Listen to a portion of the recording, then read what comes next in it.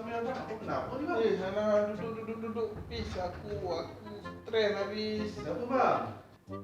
Company MLM hari tu lah yang aku ajak kau tu. Boleh pula ditutup tiba-tiba. Ramai orang cari aku ni. Sakit otak.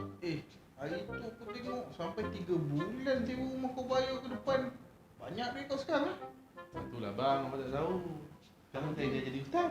Ustaz, bukan macam kau boleh jadi ustaz ke? Abang cakap bang. Saya sekarang dah jadi ustaz kat YouTube. Kat YouTube? Jadi ustaz YouTube boleh buat duit ke? Muka kau pun tak macam ustaz ya? Boleh bang. Abang je yang tak tahu. Apa benda tu? Kalau abang nak tahu, setiap hari Jumaat ada kelas bersama Cikgu Samsul Ambia. Saya akan bagi link abang di Google Meet. Google Meet online lah. Apa nama ya? Percuma bang. Betul, director macam tu macam kita free je. Kau biar betul macam menipu orang deliver ni. Tapi ini bukan mata label bang. Tapi syaratnya abang kena buat video dulu bang. Buat video? Video macam sekarang ke macam mana? Betul bang. Macam sekarang kita buat video ni. Buat duit ke ustaz YouTube? Boleh. Bohong je ni. Bang, saya ustaz bang. Saya takkan tipu. Saya ustaz.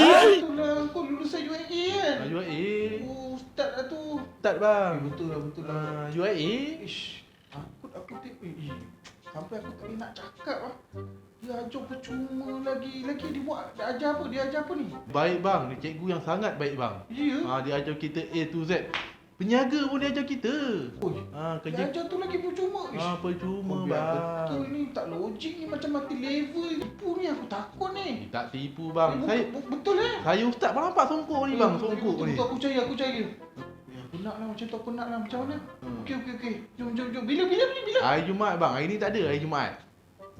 Aku tahu lah. Kau ni, tapi sewa bulan ni kau tolong bayar boleh kan? Dah lah bang. Sewa untuk tahun depan pun saya dah bayar. Ui, tahun depan buat apa? Tahun depan aku pun dah kaya nak buat sekali ni YouTube ni. Itu yang saya nak dengar bang. Okay. Jangan lupa bang, bersyukur.